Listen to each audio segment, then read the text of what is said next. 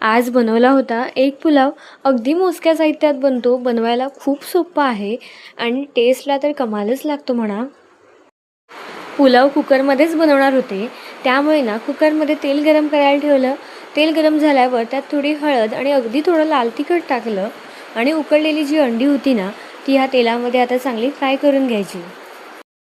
अंडी चांगली फ्राय करून झाल्यावर ती एका प्लेटमध्ये काढून घेतली. मग त्यात थोडं तेल ॲड केलं आणि मग थोडं जिरं आणि एक दालचिनीचं पान टाकलं. चिरलेला सगळा कांदा टाकला. कांदा अगदी मंद आचेवर चांगला नरम होईपर्यंत भाजू द्यायचा. कांदा नरम झाल्यावर त्यात ना आलं लसूण कोथिंबीर मिरचीची पेस्ट टाकली आणि मग आपले रोजचेच बेसिक मसाले हळद, लाल तिखट, गरम मसाला, धने पावडर हे सगळे मसाले ना तेलामध्ये चांगले परतून घेतले. मग त्यात टोमॅटोची पेस्ट टाकली. आता हा सगळा मसाला ना चांगला तेल सुटेपर्यंत भाजू द्यायचा. मसाल्याला तेल सुटल्यावर ह्यात फ्राय केलेली अंडी टाकली.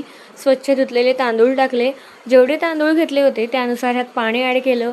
चवीपुरतं मीठ टाकलं, थोडीशी कोथिंबीर टाकली आणि आता कुकरचं झाकण लावून ना ह्याच्या 3 शिट्या करून घ्यायच्या. मग 15-20 मिनिटांनी ना कुकरच्या शिट्ट्या होऊन कुकर चांगला थंड झाला होता. मग झाकण काढलं, बघू शकता छान असा एक पुलाव तयार झाला होता आणि ना हा खरंच खूप छान झाला होता. मग तुम्हीसुद्धा ही रेसिपी नक्की ट्राय करा आणि अशाच छान इझी रेसिपींसाठी माझ्या चॅनलला सबस्क्राईब करा. बाय.